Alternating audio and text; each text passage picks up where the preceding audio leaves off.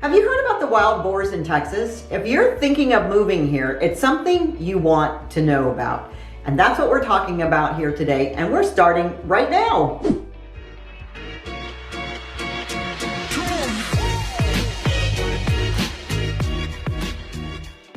Hey y'all, Debbie Dobbins here, real estate entrepreneur in Wichita Falls, Texas. I share how to live your best life in Wichita Falls on this channel, and I would love it if you would subscribe because you'll get videos every week about all the happenings here in Wichita Falls, Texas. One thing you may not know is that we have wild boars here in Texas. What? Oh my goodness. You might have heard them referred to as another name, pigs, feral hogs, razorbacks, or just plain old boars. Whatever name you call them, we have them here in Texas, and we have lots of them. As a matter of fact, Texas has more than 1.5 million wild boars, and they can be found in 99%. That's really almost all, 254 counties. So the first question I get is, why does Texas have so many boars? Well, the number one reason is that they didn't evolve here as wild. They have no real natural predators. They weren't from here originally. Their predators are us. This means that there's no natural mechanism to keep their numbers in check. And to complicate it even more, they have litters of 4 to 8 every 6 months, kind of like bunnies. That's a lot of Wilburs. So where did they come from, you ask, if they're not native to Texas? To answer that question, we have to go way back to when the first settlers began to colonize Texas. Many of them brought pigs as a food source. It was not uncommon in those days to allow their livestock to roam freely, and as you can imagine, not all of the little piggies found their way home.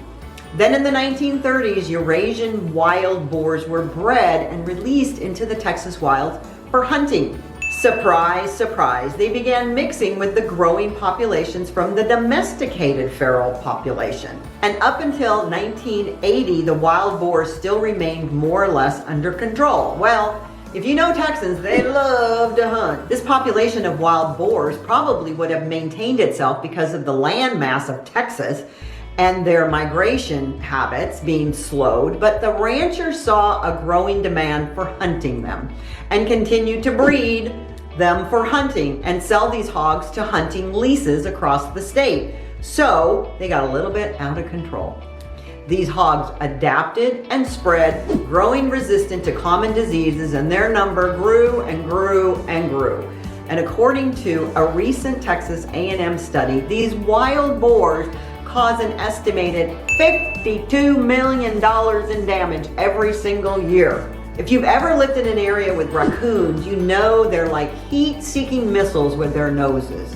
That's the same with these wild hogs. They can smell little tasty treats from miles away, and that's what they do. They follow their nose to something scrumptious, and they start rooting, which rooting simply means they dig a lot of holes. This is great if you're hunting truffles. We don't have truffles here, but not so great if they find themselves in your front yard. They can literally ruin a farm, a ranch, or a neighborhood yard by destroying crops, digging holes that impede farming, or just your daylilies. I know you're thinking this is an issue strictly for rural communities. Au contraire, these wild boars can be found everywhere, even here in Wichita Falls, Texas. They have been seen all along the base area, up and down Missile Road, and parks and golf courses are really prime targets for them, and we have some right near here. They have been known to tear up lawns and gardens in a single night. So, should you be afraid of these larger-than-life piggies? Nah. They really stick to themselves and have a set pattern of hunting. Rarely do they come into your yard. However, they're still wild, powerful animals that can be aggressive. Leave them alone. If you do see them, keep your distance. It's very rare for an attack to occur without provocation. And you may have heard reports that recently a Texas woman was killed by hogs outside of her home. But trust me, this is such a rarity.